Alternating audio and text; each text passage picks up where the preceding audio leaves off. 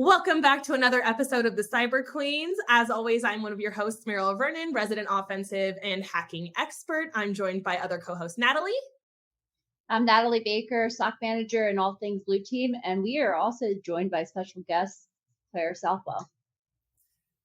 Hi, I'm Claire Southwell. I work with Natalie in a SOC. And today we are here discussing the theme of debunking salary expectations.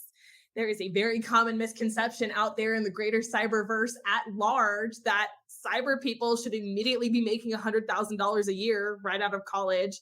And we are just here to tell you that, while there is unlimited earning potential in this field, you can rise as far and as fast as you want. You're not going to be there day one, okay? Day one is not where it happens.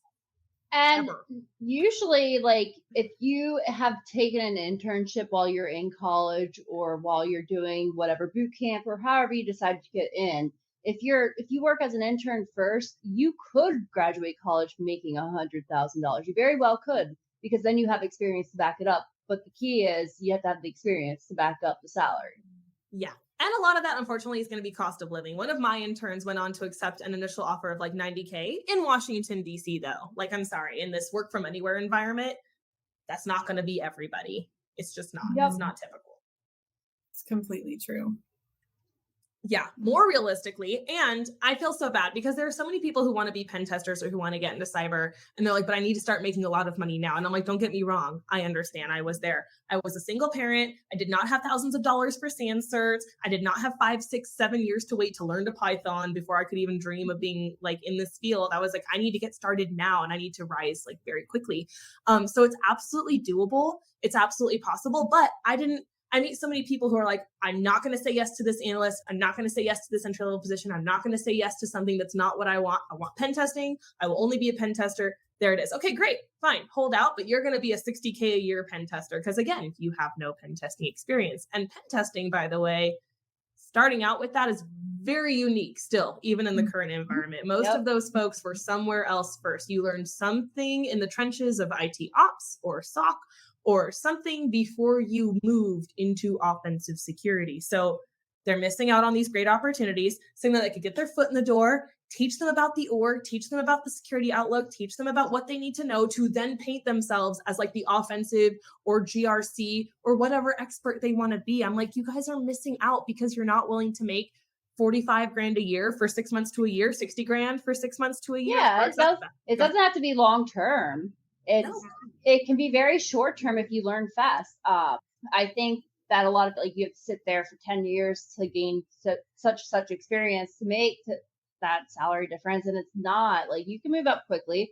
I started out, I took a break from my IT career and then came back in, and within 2 years I was in a security role, and that was when it was harder to get into security. There weren't entry level security positions available, and because of that, I was like, well, I want to make entry-level security a thing. And I think it really has become a thing more nowadays. It used to be that any entry-level security person was already a mid-career level something else person, right? But nowadays we have people like me starting their careers in security. So you can get into a security function right away. But I will say it is easier. It is much easier if you start somewhere else first, because it lets you, again, learn your organization. What are their obstacles? What are their goals?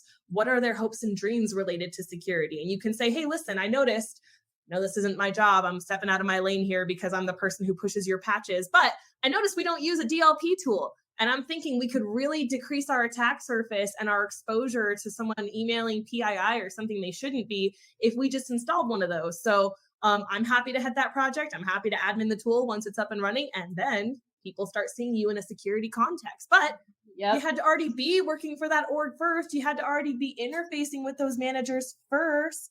Claire, how about you? How long have you been working for Natalie? I've been working for Natalie, which is my first cybersecurity role, for a little over a year, getting towards a year and a half. Prior to that, I had done about a 2-month stint in tech support, completely unrelated.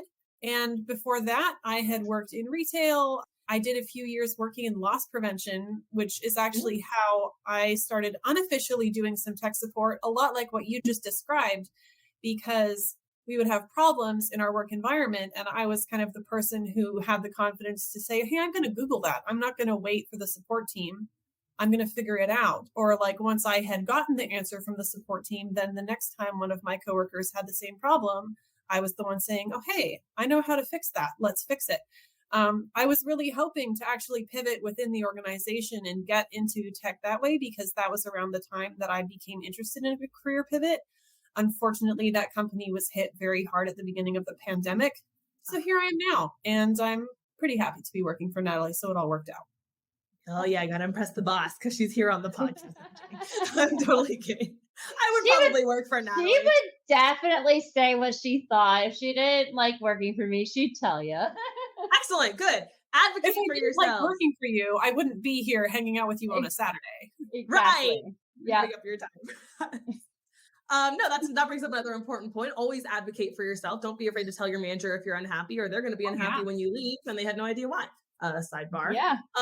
No, that's a great avenue into it. And so when you saw the SOC position, now was that what you wanted when you wanted to get into tech, or you wanted to get into cyber? Like, why SOC, or was SOC like simply the convenient thing? And are you hoping to go somewhere else, or what are you hoping to get out of it?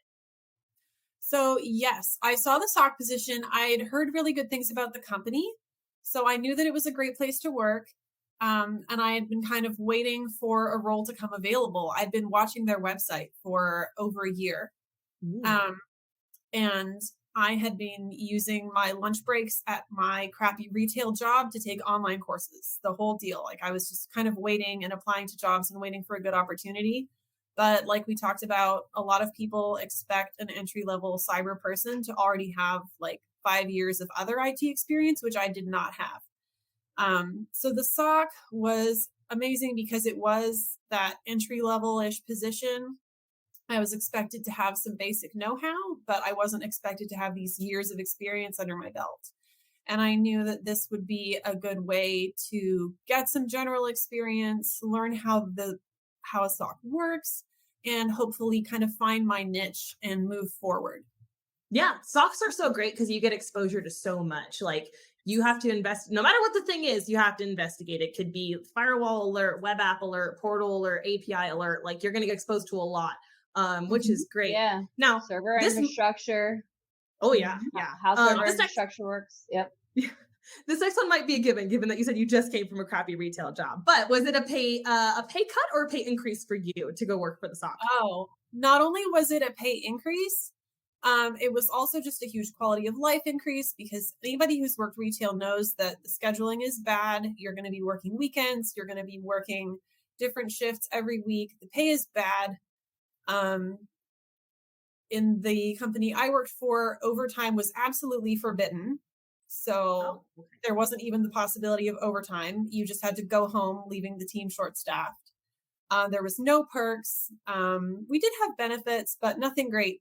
So it's so nice to be in an environment where the schedule is regular and the whole team is very oriented towards work-life balance, and we're all very respectful of each other's time and time off. There's plenty of PTO, which is amazing. There's lots of flexibility for people to have their real life in addition to their job, and I'm so happy with it. That's amazing. PTO, having enough PTO and having that like work life, like I will yell at people if they're working on their PTO. I don't do that. Like you don't work on your PTO. If somebody has to work on their PTO, it's gonna be me. If I have to work double time or overtime, I don't care. It's my job as the manager. It is not my people's job to work overtime. And if you don't take your PTO or you don't have anything scheduled early enough in the year, I'll start asking you about it. I'll be like, so when are you going to start taking PTO? When are you putting PTO requests in? You know, I'm the person who's like, if you work on my team, I'm like, listen, I'm a hacker. That's my job. If you don't sign off right now, I'm just going to revoke your access. Go take your PTO. Yeah, I'm just saying. But do as I say, not as I do, because I'd be forced to take my PTO. It's very hard to step away. I don't have control issues though. No, yeah. And that leads into another great point when it comes to evaluating whether or not you're going to take a position, because again, the most crucial thing is that learning, right? The most crucial thing is to get in somewhere, start finding a mentor, finding someone on the job to teach you how to get to the next tier, is to consider your total compensation. Consider your full benefits. I know a lot of people who are like, oh, well, Amazon offered me, you know, $200K to go work there, which is like $40K more than I'm making now. And it's like, yeah, but Amazon is one of those people with like mandatory overtime. You don't have an option. Work-life balance is unheard of. Turnover is high. Professional advancement is difficult because you have to be able to step away from your work to advance yourself and do the learning. And so it's like, you know, I know people who leave money on the table salary-wise for RSUs because they know they're going to stay at a company for a long time and they want that big payday later on. So consider these things. Yeah, you can negotiate into any kind of salary. You can usually negotiate if you want more benefit, like you want more vacation time.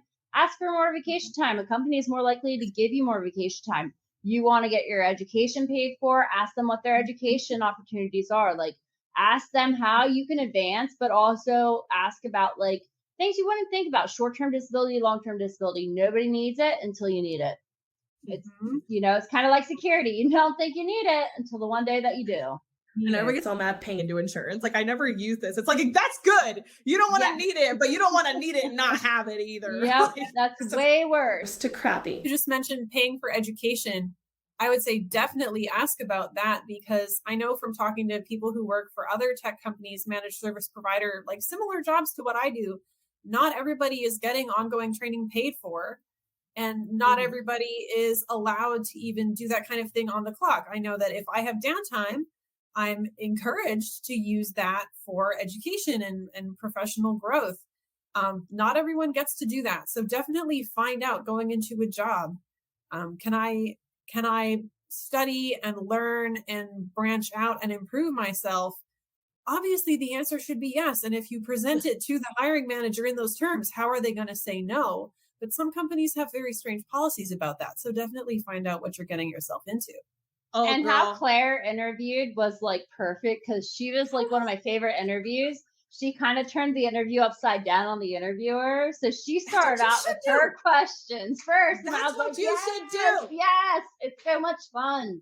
It was so much more fun because I was on the fly. Because usually I plan out my questions. I'm a planned person, so I have to plan out my questions. But like, we still got through all the questions that I had, but Claire was like, now I'm taking control of this interview, and this is my interview. And I was like, go girl, go. Like, heck yeah. Sidebar from our topic, but I tell people, and I will say it 1,000 times, reverse classroom your interviews. Put them in the hot seat. Interview them back. Otherwise, you're basically have been explained like what you should show up having on you already, but you don't really know what to expect. So you're like, what am I doing here? I don't know. Do you know? Me either. Great. Like, and you don't always have to be the yes person. So maybe that should be a whole different episode. You don't always have to be a yes person, because everybody thinks they have to say yes to everything. And that's how you get in those situations where you're unhappy later on. I have some horror stories about that, so we should absolutely do an episode about that. But going back to what Claire was saying, like, I had one job where, you know, if my work was done, completely done, right? No one actively needed me. I didn't have a customer in front of me. I was reading a book, and my manager would be like, what are you doing? And I'm like, reading what? A book about my job. Why? Yeah. To get better at my job. I don't know. And she's like, don't do that. Go find something to do. I'm like, this is something to do. This is something that is value added for me to do. Is not one of my goals that we've documented with HR for me to become better at my job.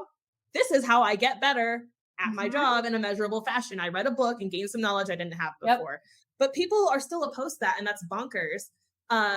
You know, I'm the kind of person who will buy a boot camp and 6 months later I haven't started. And my boss is like, how's that boot camp going? And I'm like, yeah, it's not. And he's like, from now on, book out every Friday. Every Friday, you have no meetings. Every Friday, you are learning. You are getting through this material. We paid for it. It's going to help. So yeah, that mindset is a benefit. It's an intangible benefit that like does not come standard with every job, every boss's mindset, but is very important. Like, and if they pay for it, even better. Like, let's say you front the dime for it, they can at least give you the time on the job, especially if you've optimized your role and you've documented and like all of your processes are running smoothly, they can at least give you the time.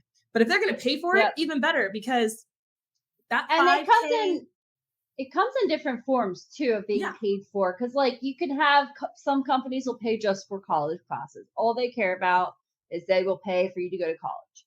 And it's like, okay, And then some companies will pay for certification courses and all of the necessary materials. Some have like training already set up through another system that they can like offer you training, so you don't have to pay for the training. Anything outside of that, you'll have to pay for. Some companies, they pay for all the training material, but they won't pay for the certification test. So it comes, make sure you're asking those intricacies of what their education benefits are in your interview. Yeah. Does that budget go towards travel and accommodations or just the physical material? Yep. You know, making sure. And it's so important to know the difference too between things like paying for college credits or paying for certs, because certifications usually come out of your department's budget. Your security department says, we believe in this professional, we're going to pay for this budget. But like master's degree help or college credit help is usually an HR benefit. It comes from an HR budget. So there's a way to maximize those things. We'll do another episode on some certs and some alternate routes you can take. I had a company who would only pay for a master's program, not for an IT cert. So I found a master's program that got me 2 industry certs out of it as part of the curriculum. So I was able to federally fund it through my and through my company, but get industry certs I could rely on later. So there's always something you can do. But the point is, don't get super married to the salary.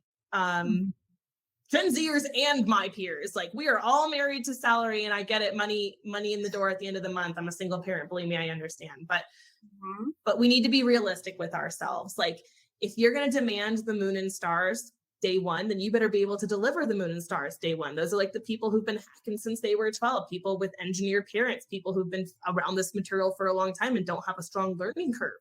If you need the learning curve, and I love the learning curve, I'm like, I want to be an idiot for as long as permissible before I'm expected to actually output any products people want to rely on. Like I need to do situational awareness. So, you know, you don't have to take yes for an answer. If something you feel is valuing you and the skills you do bring, fight back, advocate for yourself, but be realistic. Take the entry-level jobs, take the analyst jobs, take the jobs in the departments that might work with security and get into security later. And it will make you such a better security professional in the long run when you gain that under fundamental knowledge. And I always express that, like you might not make a boatload of money right out the gate, but it's going to make you a more well-rounded security professional. You'll have understanding and more in-depth understanding than what a lot of your peers will have. Your understanding, I've always said that with the knowledge is more important than, just as important, if not more important than depth of knowledge, because knowing how different technologies, especially on the defense side, because knowing how different technologies play into other technologies and how they all interact is really important for my side to know which pieces you can put a wall between and which ones you can't, which ones need to have a doorway there. And then I would say another thing that you should also look for in a company is like, do they support their women in the company, especially as a woman? Like you have to know that, like our company, they nominate women for Women in Technology Awards and stuff like that. Like, you have to make sure that your company's actually going to support you and they're going to have your back. You know how many times I've gotten on calls with vendors or with like somebody else's like software developer, and the software developer was trying to talk down to me. And my boss was like, oh no, we're not having this. Like, and then I would just go at them with facts, like make sure you have a company that's going to support you, kind of getting a little bit of an attitude with somebody if they try to talk down to you. Like not a client, but like if you're talking with like a developer or something and they try to talk down to you, like, no, I have all full rights to be like, who do you think you are? One of the things I evaluate when targeting a company to see if I want to work there is what is the ratio on men to women in leadership? You know, am I only going to be dealing with the old guard when I need to get a new initiative off the ground and they're going to be like, oh, good, here comes, you know, the poppy millennial chick in security to ask for more money? Or is someone actually going to give what I'm saying credence because I'm a qualified security professional? Mindset's a big thing. The other thing I'll say is if you do find yourself in the position where you have to take a lower paying position temporarily, especially mid-career pivoters, this isn't Gen Zers so much, but like if you're a millennial and you're trying to come from like finance or law or something else into security, you might take a pay cut at first. Go into that pay cut with it being a means to an end. I'm going to be in this job for 8 months. I'm going to learn these skills. I'm going to glean I'm going to make myself many versions of all you people. I'm going to learn your job and your job and your job and your job, optimize it. And then I'm going to start job hunting for my next thing. And I'm going to get a 60% pay raise because now I can replicate everything you can do. So sometimes simply identifying the skills you can take with you, how to make yourself more marketable, That is the intangible benefit to taking that position. I mean, I didn't apply at Appalachia intending it to be a short-term job at all. I'd love to be there for at least a few more years. But yeah, absolutely agree that if you can afford to take a short-term pay cut, that's a fantastic option. Like, would you rather, if you're trying to make a career pivot, would you rather take a temporary pay cut and learn the skills that you want to learn in real life, not out of a book, not out of a Udemy course? Or would you rather keep working at the job that you hate, that you're trying to leave, and just squeezing that experience, that fake experience in your spare time? I would absolutely take the pay cut, do the job that isn't your real long-term goal, but that helps you get to your long-term goal. If you're going to bet on anybody, you should bet on yourself. And that's on yourself. When I first left the legal field and came back into the IT field, I came in IT support. I was making like $12 an hour. And I was working like crazy hours sometimes. So that was nice.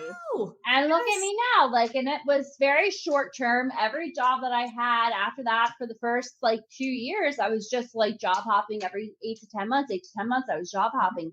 And then I finally found a company and I was like, okay, this is the place that I can go home.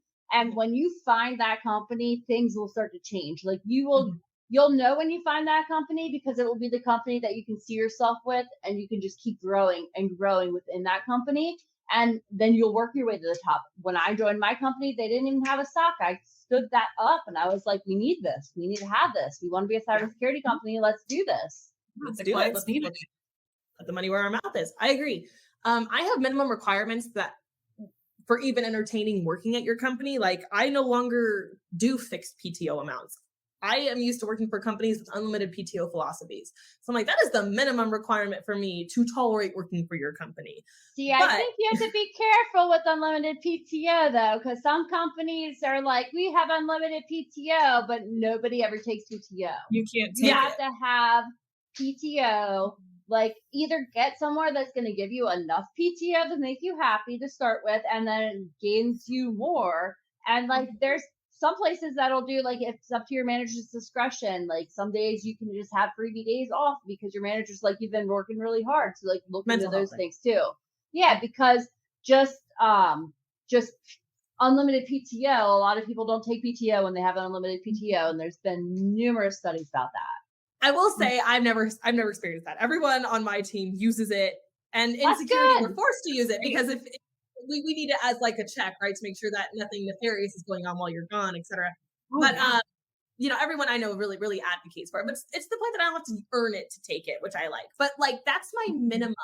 But as a benefit, I'm like, if you have anything else to offer me to keep me happy while I'm here, that to me is fringe benefits. Yeah, the fringe benefits. Like, I need those to stay motivated to stay here. By the way, Gen Z, please don't feel bad about job hopping every eight months to a year.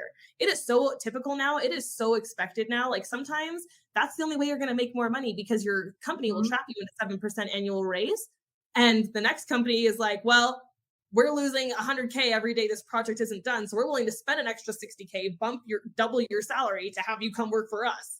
Like, that'll pay for itself within a week. So don't feel bad job hopping. I mean, don't only chase the money, like we're saying. Don't only chase the money, but don't feel bad about doing it either, because like Claire mentioned, it is mental relief. It is a quality of life increase as well as a salary increase for a lot of us. A lot of times, no one came here to stay poor.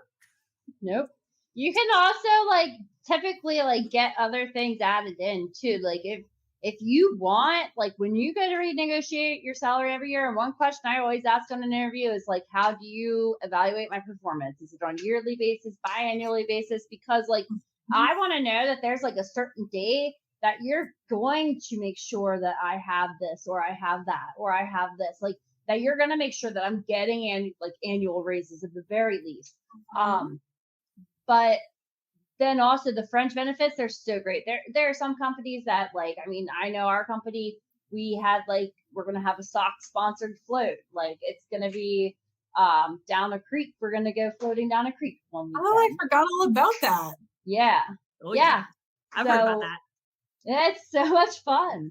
But And then, some companies will pay for conference attendance. Some companies do happy hours after work. Because conference attendance is expensive. huge. Oh yeah. There's office equipment reimbursements. There's FSA, HSAs. Like I'm one of the only people in my company who asked, do we have a flexible spending account I can use for dependent care? Because I pay up the yin-yang for childcare. And they're like, oh, that's not something we typically offer. No one's asked, but yeah, that'll make your life easier. We can do that. I'm like, great.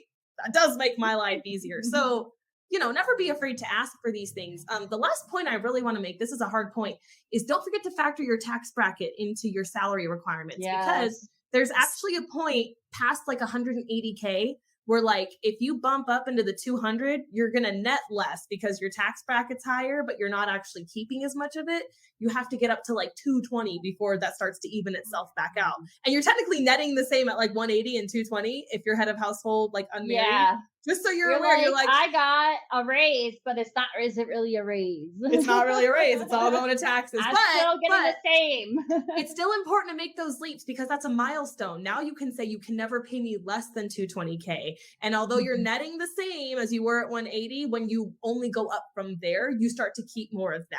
So keep that in mind. I made very poor calculations at one point in time and figured out my salary was not adequate to my needs because my big fancy salary came with big fancy taxes. So just be aware of that from a millennial. Okay, ladies, we're going to go ahead and wrap this episode up. Are there any key takeaways, any parting shots you really want to leave our audience with regards to salaries and expectations?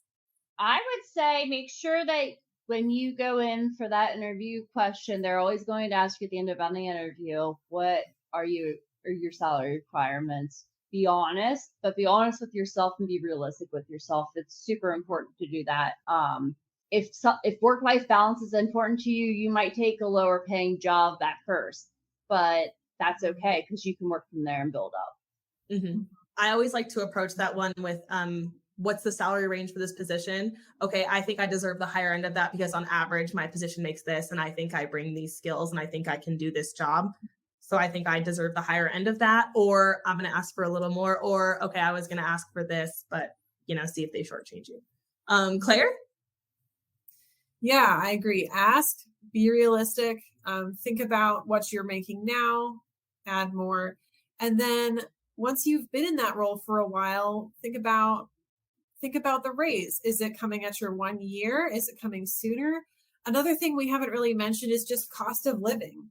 Especially right now, inflation is insane. If you didn't get at least, a 5% raise this year, you took a pay cut.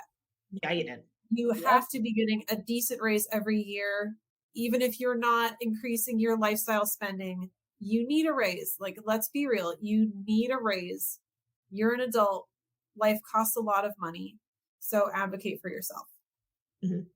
That's a great one. Definitely always advocate for yourself. Don't wait for someone else to do it for you because they won't. My takeaway is going to be, please don't turn down the opportunities that are like ancillary to security, not necessarily exactly what you want because you're afraid you'll never get into security. Those are the best ways to get into security and they make you a better security professional. Yes. I grew up in risk. I was a third-party risk manager, or not manager, but like third-party risk analyst. And I learned so much about security controls dealing with SOC 2 Type 2 audits and risk in general that it made me a better pen tester. And I'm still one of the only red teamers I know to this day who can tie technical findings into business risks and communicate to business managers and owners, like how the things we do in the technical side benefit and impact the company on the business side, which is what the company ultimately cares about. They care about, bottom line, business dollars, attack surface, cybersecurity insurance. Those are all things that layman managers care about. So see the learning opportunity in every position. Find a way to pivot yourself into security, paint yourself as the go-to security person, and don't forget the ancillary benefits. When you're starting out, the lower salary might be worth it because they also have a learning budget, which that's the most important thing to you. You're still a student. You graduated college, but you're still learning. So identify the people you can work with and learn from. And if they have rock stars there, take the pay cut, work with the rock stars, use your personal development budget, and turn yourself into the next rock star. I think that's all we've got. So thank you so much for joining us for this episode of the Cyber Queens. We hope you found it valuable. If you did, please hit that subscribe button and we will see you next time for more rants, feels, and advice. Bye. See ya.